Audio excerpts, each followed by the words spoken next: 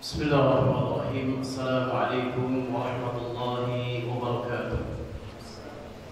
Innal hamdalillah nahmaduhu wa nasta'inuhu wa nastaghfiruhu wa nastahdihi wa natubu ilayhi wa na'udzu billahi min shururi anfusina wa sayyiati a'malina. May yahdihillahu fala mudilla lahu wa may yudlil fala hadiya lahu. Ashhadu an la ilaha illallah wahdahu la sharika lah wa ashhadu anna Muhammadan 'abduhu wa rasuluh sallallahu alaihi wa ala alihi wa ashabihi wa man sara ala nahjihi wa man tamassaka bi sunnatihi ila yaumil qiyamati wa ba'd. Qala Allah ta'ala fil Qur'anil Karim, ya ayyuhalladzina amanu taqullaha haqqa tuqatih ولا تموتن إلا وأنتم مسلمون. يا أيها الناس اتقوا ربكم الذي خلقكم من نفس واحدة وخلق منها زوجها وبث منهما رجالا كثيرا ونساء واتقوا الله الذي تساءلون به والأرحام إن الله كان عليكم رقيبا.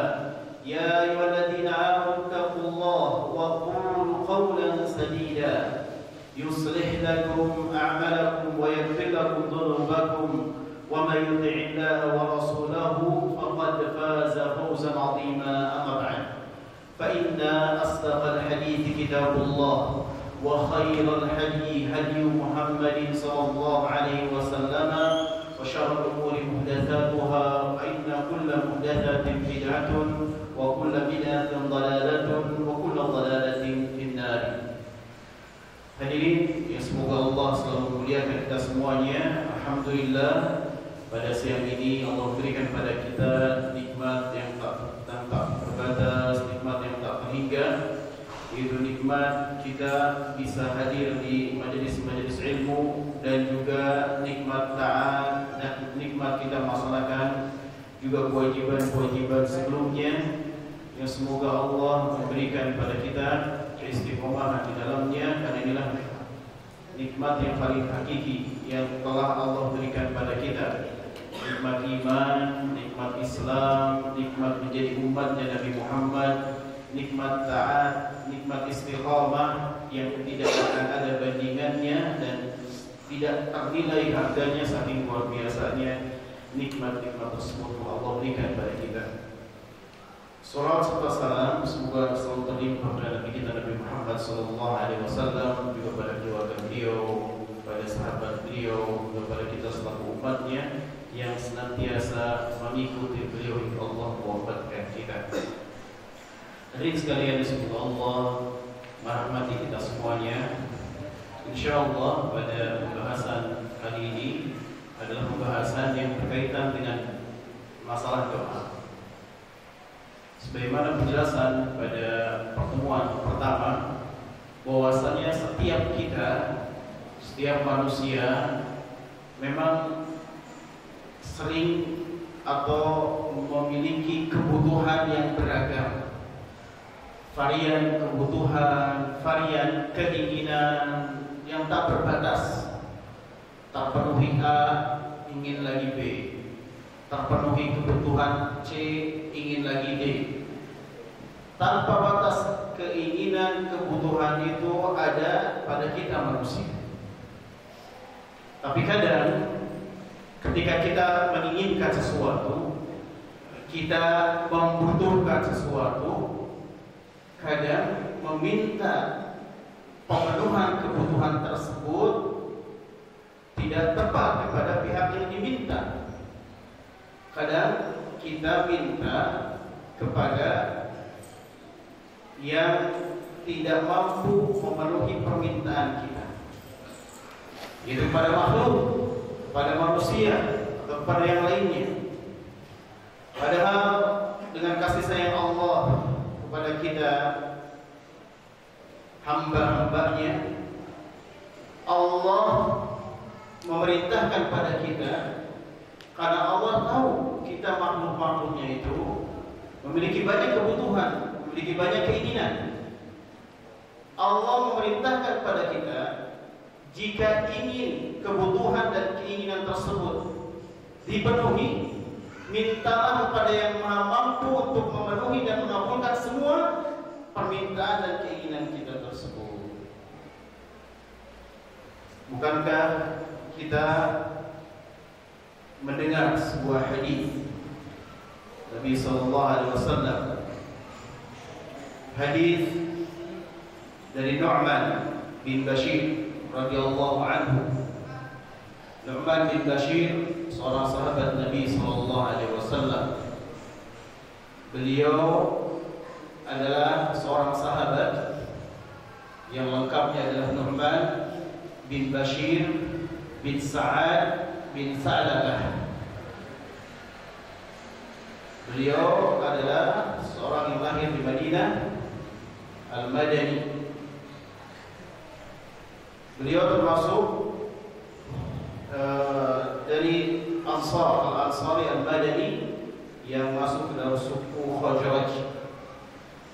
Hadirin sekalian, Nu'man bin Bashir yang lahir pada tahun 2 Hijriah, ketika Rasulullah hijrah ke Madinah, beliaulah salah seorang yang dilahirkan di awal-awal Hijriah dan awal-awal Hijrah, yaitu tahun 2 Hijriah.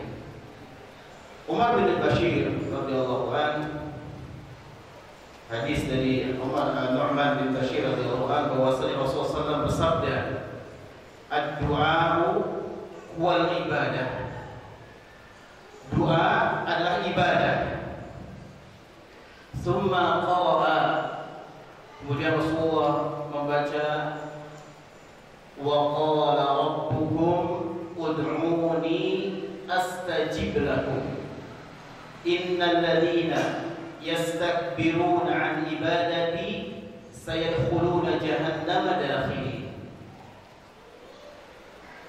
Dalam surat Ghafir ayat 60 ini, surat Ghafir disebut juga surat Al-Mu'minun, disebut juga surat At-Taubah.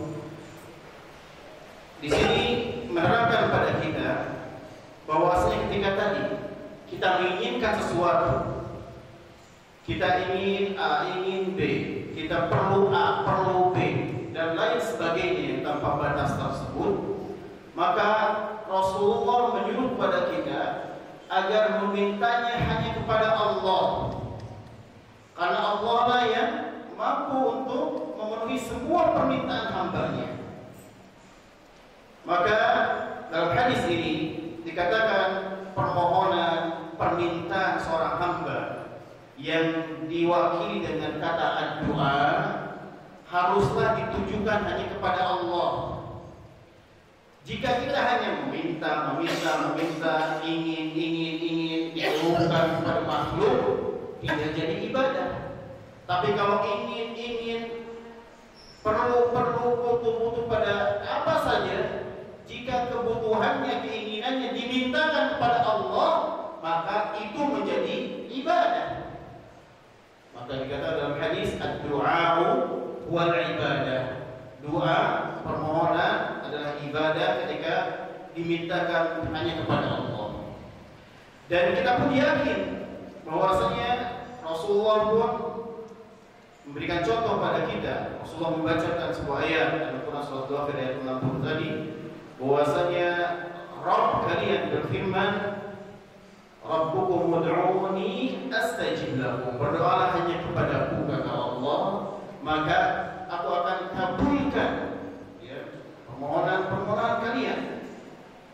Dan sesungguhnya orang-orang yang sombong itu, yaitu orang-orang yang sombong tidak mau beribadah kepada Allah, ancaman bagi mereka akan dimasukkan ke dalam neraka jahanam dalam keadaan hina-hina. Maka pilihan pada kita sebetulnya sangat sederhana. Ingin selamat dari neraka jahanam, maka pilihannya cuma satu: sering-sering minta hanya kepada Allah, beribadah hanya kepada Allah, mengeluh hanya kepada Allah. Maka hadirin sekalian, insyaallah pada pembahasan kali ini kita akan membahas sebuah kitab yang berjudul Fiqhu Al-Adiyati wal Adhkari, yang ditulis oleh Syekh Profesor Abdul Razak bin Abdul Muhsin Al-Badr. Profesor Quraza, beliau adalah seorang profesor yang mutakhasis. Beliau expertnya itu di bidang akidah. Tapi banyak sekali karangan-karangan beliau yang membahas tentang fikih, doa, zikir dan sebagainya. Ini menunjukkan dan mengajarkan kepada kita apapun pelajaran-pelajaran dalam pelajaran agama itu akan sangat terasa kepada hati-hati kita ketika di dalamnya juga dikaitkan dengan akidah, ilmu fikih, ilmu sirah dan lain sebagainya akan sangat terasa di hati kaum muslimin jika betul-betul bermuatan penuh dengan akidah sahihah. Maka dilanjutkan pada apa yang dibahas di awal, bahwasanya jika manusia memiliki banyak keinginan dan kebutuhan, memang seyogianya kita selalu minta kepada yang mampu untuk memenuhi kebutuhan tersebut. Jangan sekali-kali kita meminta mengeluh kepada manusia. Sungguhnya manusia itu lemah, berkeluh kesah, khuliqa halu'a, dha'ifa. Maka bagi kita wajib meminta hanya kepada yang Maha Kuat, kepada Allah Subhanahu wa Ta'ala. Maka kembali kepada kita, yakin tidak bahwa kita memiliki Allah yang akan mengabulkan semua keinginan dan doa-doa kita. Kalau jawaban kita ya, kita yakin, buktikan dalam keseharian kita. Seberapa sering kita minta kepada Allah, seberapa yakin besarnya keyakinan kita ketika kita mendapati masalah apapun, kita kembalikan dan memohon hanya kepada Allah. Bukankah kadang manusia di Indonesia misalnya, sebagian ketika mendapati masalah menginginkan sesuatu yang terpikir pertama kali bukanlah memohon kepada Allah, berdoa kepada Allah, tapi siapa yang bisa saya mintai bantuan. Keliling cari tetangga mana, siapa yang bisa didekati untuk kita bisa minta bantuan. Ketika orang tadi tidak bisa membantu kita, atau bahkan naudzubillah menghardik kita atau mengecewakan kita, maka kadang menjatuhkan mental kita seakan-akan dunia ini sempit, gelap. Kemana lagi? Alhamdulillah, kalau dasar agamanya kuat, dia akan bersabar, mencoba berusaha lagi, walaupun pertama kali langkah yang dijalaninya kurang tepat, karena dia langsung meminta kepada makhluk yang lemah. Terlebih kalau misalnya dasar agama seseorang tidak kuat. Dan ini fenomena yang menyedihkan di sebagian saudara-saudara kita, kaum muslimin. Ketika mendapati masalah, ketika menginginkan sesuatu, banyak kebutuhan, banyak keinginan dan lain sebagainya, apa yang dilakukan? Mereka perginya kepada orang-orang yang dianggap pintar. Pergi ke dukun lah, atau mencari alat-alat yang dia yakini bisa dapat mendatangkan manfaat baginya, atau terpengaruh dengan cerita-cerita bohong atau cerita-cerita film. Di film, di cerita-cerita bohong misal dikenalkan dengan ada jin yang dia tinggal di satu tempat, di tempat minumlah semacam kunci atau ceret, gosok keluar. Dan itu diyakini tanpa sadar. Film-film cerita-cerita ini membekas di sebagian pikiran kaum muslimin. Akhirnya ketika dia mendapati masalah, mendapati hal yang darurat menurut dia, itu yang ditiru. Ya, dicari ke dapur, wah kayak teko ya, digosok-gosok, mereka luar Cina. Ketika istrinya nyari ke dapur, lagi apa-apa, ini sudah, mudah-mudahan mereka luar aja. Kata istrinya, digosok mah bukan ceret, tangan bapak gosok. Kata-kata yang seperti itu, satu, berisi kesyirikan. Yang kedua, menimbulkan pertentangan dalam keluarga. Istri pun kesal, akhirnya keluar kata-kata yang tidak baik. Yang walaupun seharusnya seorang istri dia bisa menahan lisannya, ya. Walaupun suaminya dianggap tidak baik, ya, kerjanya ke dapur, sedikit ke dapur, sedikit ke dapur, gosok-gosok teko ini gak berhasil, cari teko yang lain gak berhasil, tetap sikap seorang istri adalah berusaha menasihati suaminya dengan sebaik mungkin. Jangan keluar kata-kata yang menyakitkan. Seperti tadi kata-kata yang tadi misalnya, digosoklah jangan digosok, jangan digosok ceret, jangan digosok apa namanya teko. Jadi gosok itu kalau apa-apa, itu kan kata-kata yang menyakitkan. Tapi hal ini perlu kita ambil pelajaran bahwasanya kadang ketika kaum muslimin yang keyakinannya kepada Allah, ya, dia rendah, maka itulah yang dijalaninya. Cari jalan-jalan pintas, atau dia pergi ke dukun, dan dukunnya memberikan syarat harus datang membawa ayam hitam, warna kulitnya hitam, kemudian bulunya hitam, darahnya hitam. Ya, padahal kita membutuhkan sesuatu, menginginkan sesuatu, disuruh beli lagi, utang lagi, nambah lagi. Kenapa? Karena salah dalam memohon pertolongan, meminta bantuan. Dan sebagian kaum muslimin mereka tidak memahami bahwasanya hanya Allah saja yang mengetahui yang gaib. Kenapa mereka sampai datang tadi ke dukun, datang kepada orang-orang pintar? Karena menganggap orang pintar, dukun-dukun tadi bisa meramal, bisa memprediksi, bisa mengetahui yang gaib. Padahal kata Allah, "Qul la ya'lam man fis samawati wal ardh al-ghaiba illallah." Katakanlah, tidak ada, ya, di bumi maupun di langit maupun di bumi, yang mengetahui yang gaib ini kecuali hanya Allah. Rasulullah tidak tahu, malaikat tidak tahu, apalagi yang levelnya jauh dibandingkan dengan para nabi. Maka ketika keyakinan ini terbentuk dalam hati setiap kaum muslimin, ketika kita memiliki masalah, ketika kita memiliki keinginan, kebutuhan, yakini yang pertama, jalani yang langkah yang pertama yang harus kita lakukan, mengadu, meminta, mengeluh hanya kepada Allah. Setiap kita diberikan oleh Allah untuk memiliki kesempatan yang seluas-luasnya hanya meminta kepada Allah. Jauhkan di perasaan kita, saya mah banyak dosa. Justru karena banyak dosa, mohon ampun pada Allah agar diampuni dosa-dosanya.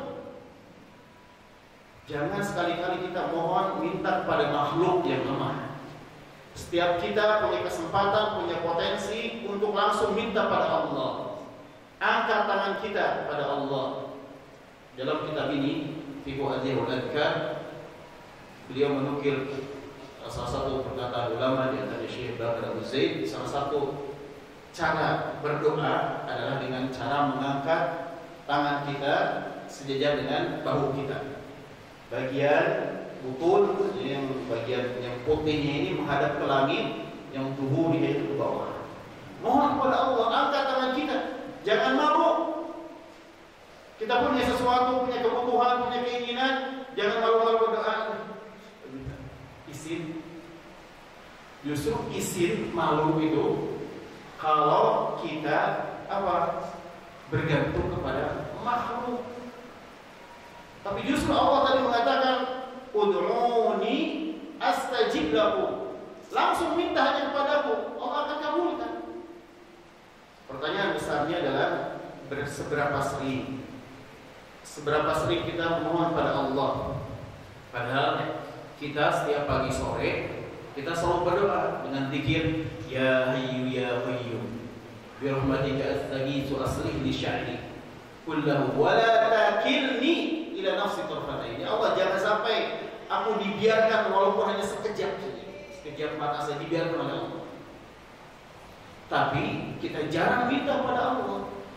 Bukankah doa ini agar kita selalu terhubung, memohon pada Allah, dijaga oleh Allah, dilindungi oleh Allah? Maka semua penjagaan, perlindungan setiap saat dari Allah itu harus dimintakan pada Allah Subhanahu wa taala sesering mungkin. Maka hadirin sekalian, Allah memuliakan kita semuanya. Dan inilah ciri para nabi. Para nabi adalah orang-orang yang paling banyak berdoa pada Allah Subhanahu wa taala. Dan kita harusnya betul-betul mencontoh para nabi ini.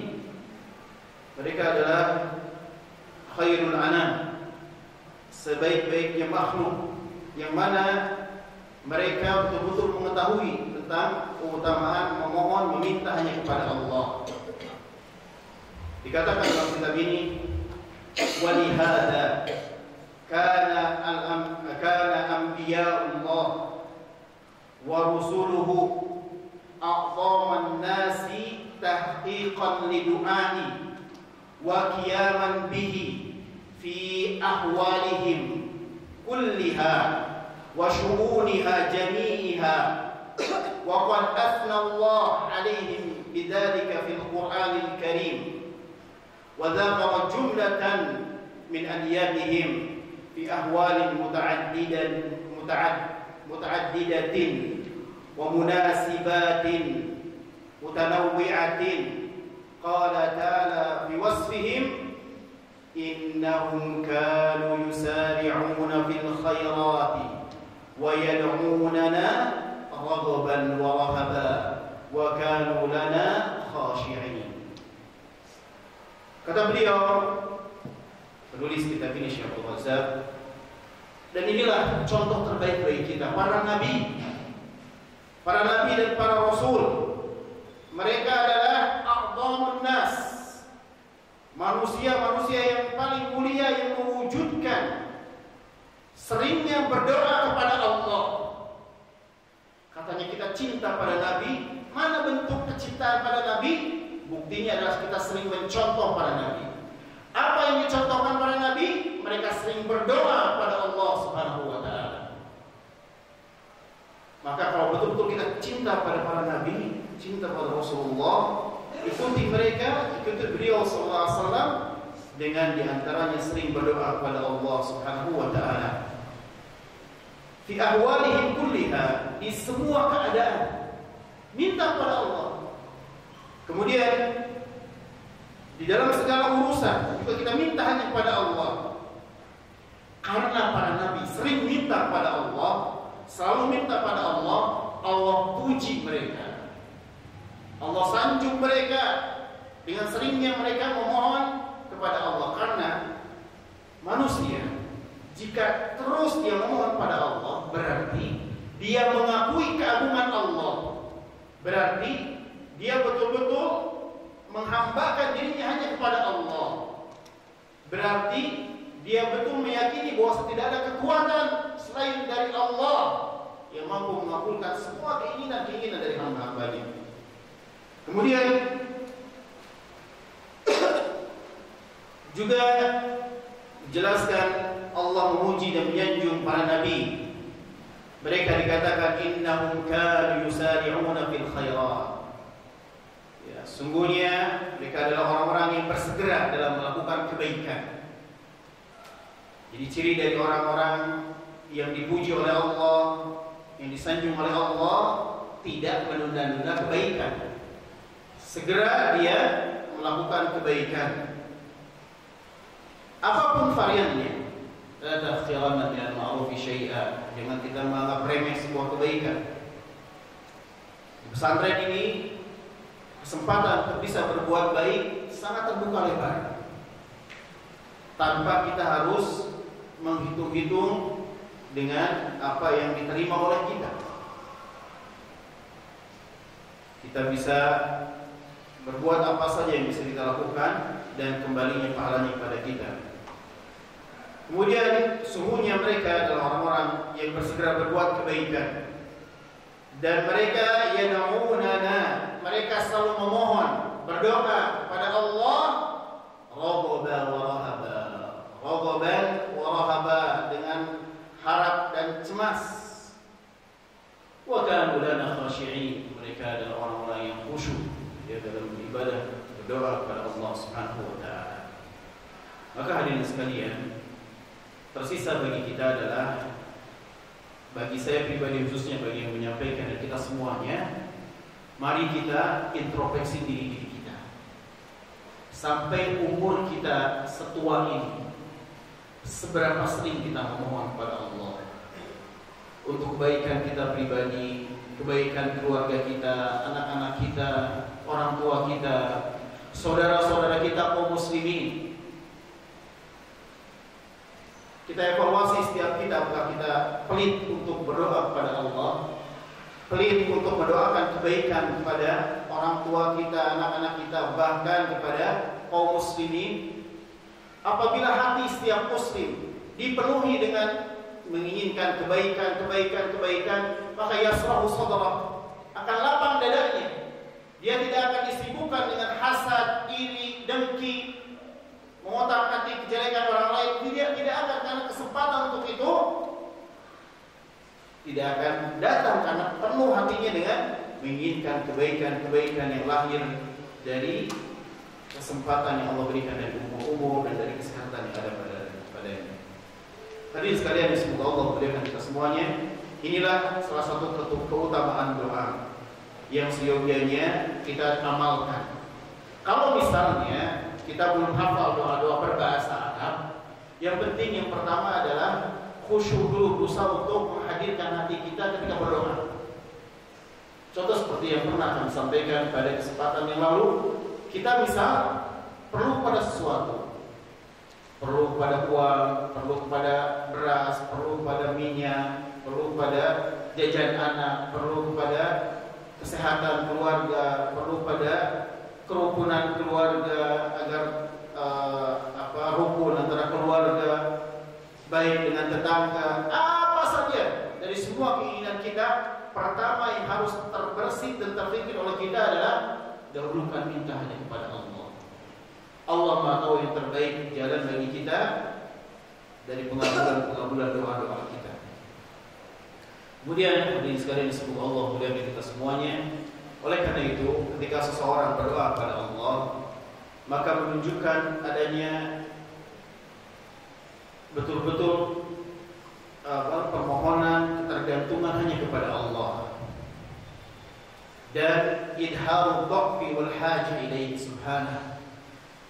Nampaknya atau kita tampakkan kelemahan dan juga kebutuhan kita hanya kepada Allah, merengek, memelas hanya kepada Allah, jangan kepada makhluk. Kita manusia ini merdeka, jangan dijajah oleh makhluk, jangan dijajah oleh manusia. Kita ini memohon sesuatu kepada Al-Jabbar, Al-Qawi, Al-Aziz, pada Allah Subhanahu wa taala. Jangan merendahkan diri kita di hadapan manusia. Minta hanya kepada Allah, mohon kepada Allah, yakin Allah akan kabulkan dari apa yang kita minta ketika cara kita berdoa benar, hati kita hadir, dan betul-betul kita selalu mempersering doa-doa kita kepada Allah Subhanahu wa taala. Kemudian juga kita berusaha agar melatih diri kita bahwasanya doa ini annal ibadata, ya, bahwasanya ibadah ini kullama kana al-qalbu fiha ahsya'a wal fikru fiha hadiran fahiya afdalu wa akmal. Apabila ibadah-ibadah yang kita lakukan, di antaranya doa kepada Allah, jika disertai dengan hatinya yang disertai kekhusyuan, fokus total dalam minta pada Allah, dan pikirannya pun hadir, tidak melayang sana kemari ketika meminta pada Allah, maka inilah ibadah yang afdal wa akmal, ibadah yang lebih utama dan lebih sempurna. Ibadah apapun, jika hadir hatinya, fokus, totalitas, kemudian dia betul-betul pikirannya juga hadir, tidak melayang ke sana kemari, maka sekali lagi potensi dikabulkannya doa ini akan terbuka lebar. Dan kita ketahui, wa du'a'u aqrabul ibadati ila husuli hadzal maqsud, bahwasanya doa ini adalah ibadah yang paling mendekati dari pengertian tadi, karena ila husuli hadzal maqsud, karena akan dia mengantarkan kepada tercapainya maksud-maksud atau target-target yang diinginkan tadi. Fa innal hajatal 'abdi tadfa'uhu ila al-khushu'i wa huduril qalbi, karena sungguhnya kebutuhan-kebutuhan hamba ini, ya, dia akan raih pemenuhannya, kemudian pengabulannya ketika tadi kekhusyuan yang terhiasi dalam dirinya dan hadirnya hati di dalam hati seorang hamba. Dan yang ketiga, di dalam doa pun kita ketahui anna du'a mulazimun litawakkuli wal isti'anati billahi, fa inna tawakkula fa huwa al-i'timadu bil qalbi 'ala Allah wa thiqatu bihi fi husulil mahbubati wa intifa'u lil makruhati wad du'a'u bi qawlihi bal yu'abbiru anhu wa yusrihu bihi, fa inna da'i ya'lamu daruratihi atamah ila Allah wa anna al-umurahu jami'aha biyadihi fayatlubuha min rabbihi rajiyan lahu wathiqan bihi, wa hadha wa ruhul ibadati.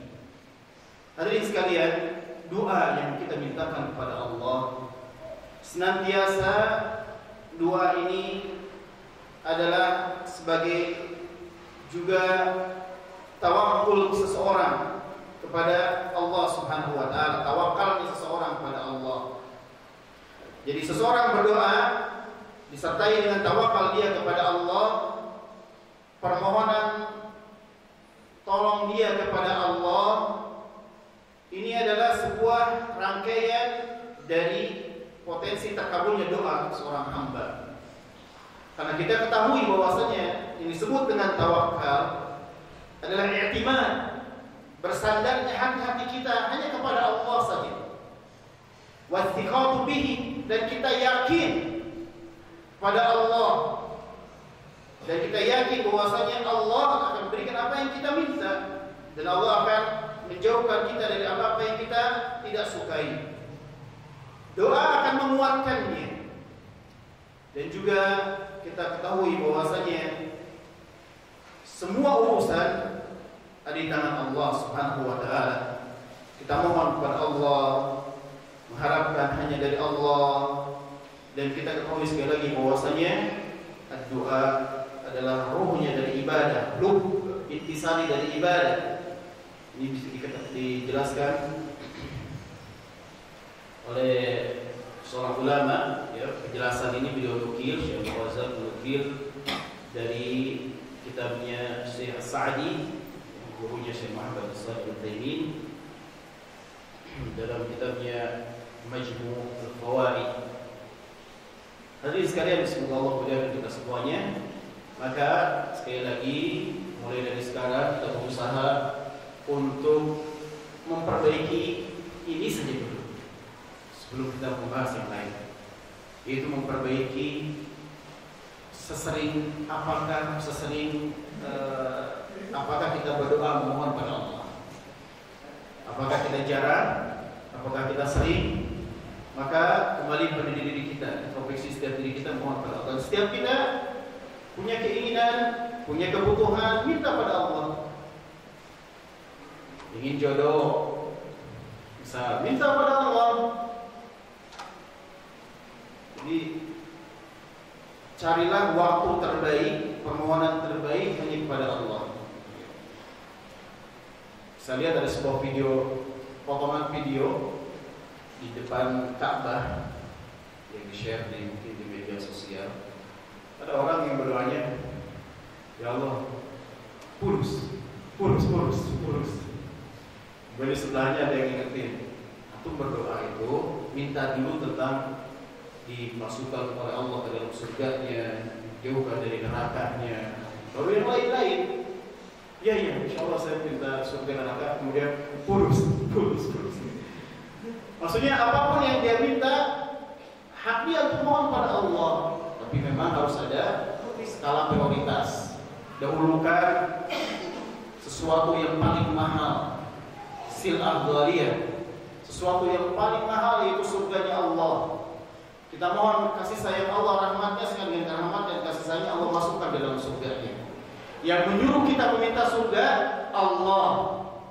Wa basyiril ladzina amanu wa amilus solihati anna lahum jannah.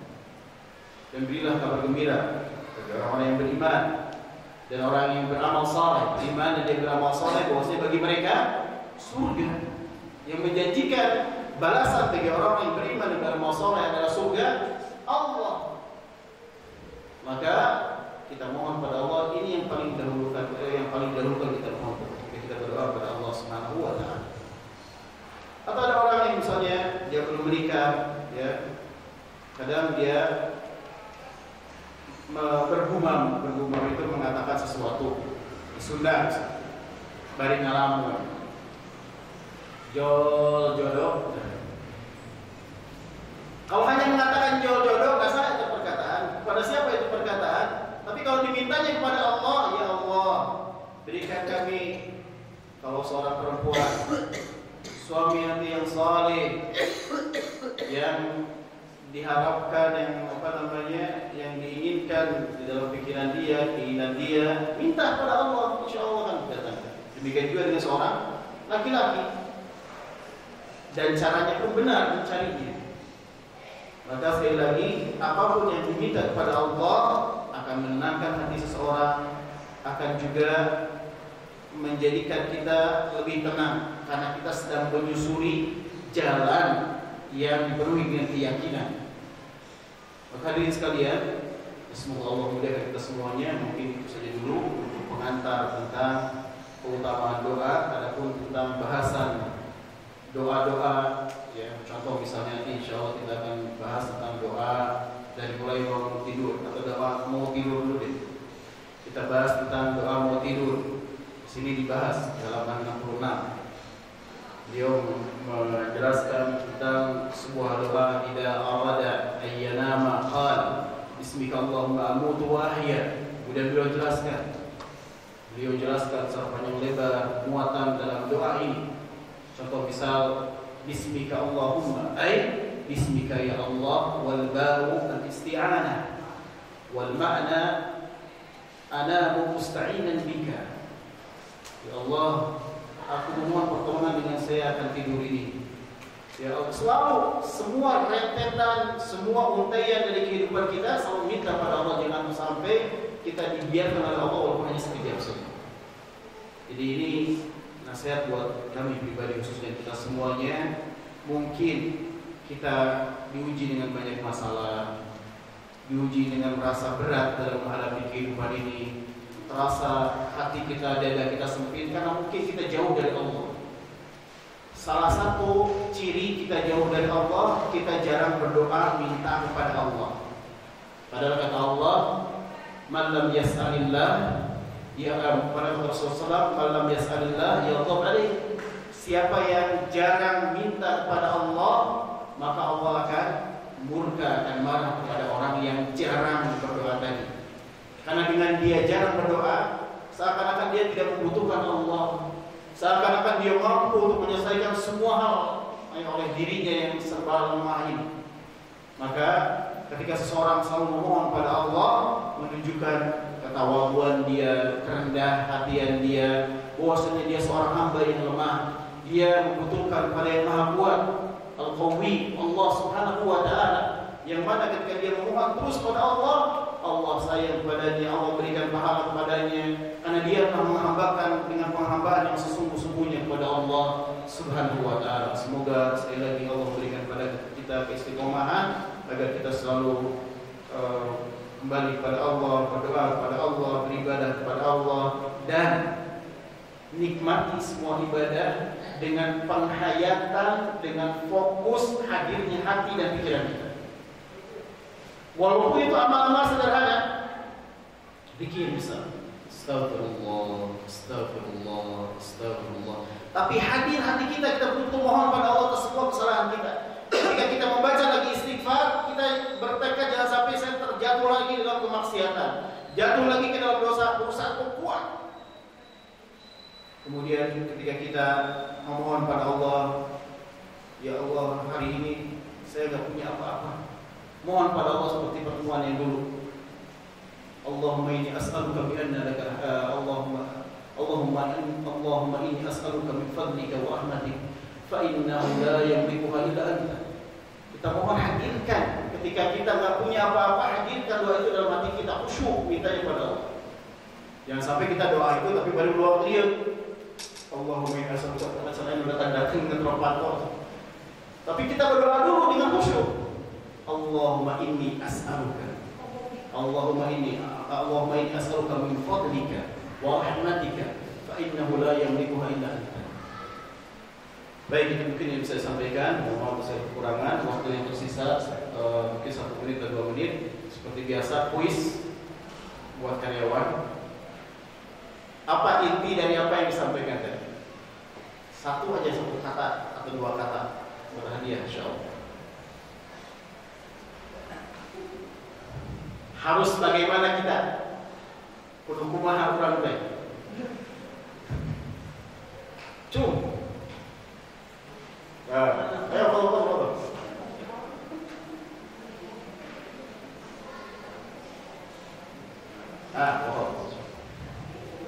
Kalau berdoa dulu 4 ayat sebelum ditanya lagi. Apa?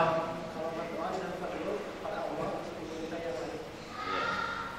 Berdoa dahulukan mintanya kepada Allah saja, tidak kepada yang lainnya, ya.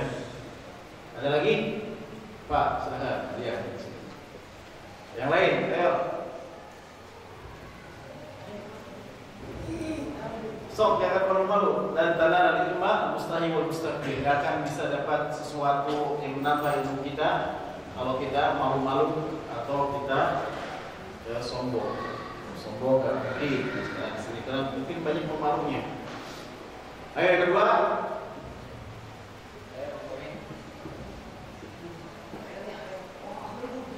Ayo Ril, apa Ril?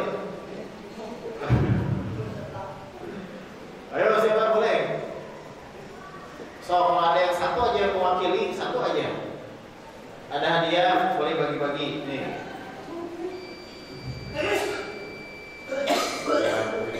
Sudah ada. Jadi terakhir adalah banyak berdoa. Mulai dari sekarang banyak berdoa, angkat tangan kita berdoa kepada Allah Subhanahu wa Ta'ala. Baik, subhanakallah wa bihamdika asyhadu an la ilaha illa anta astaghfiruka wa atubu ilaik. Wassalamualaikum warahmatullahi wabarakatuh.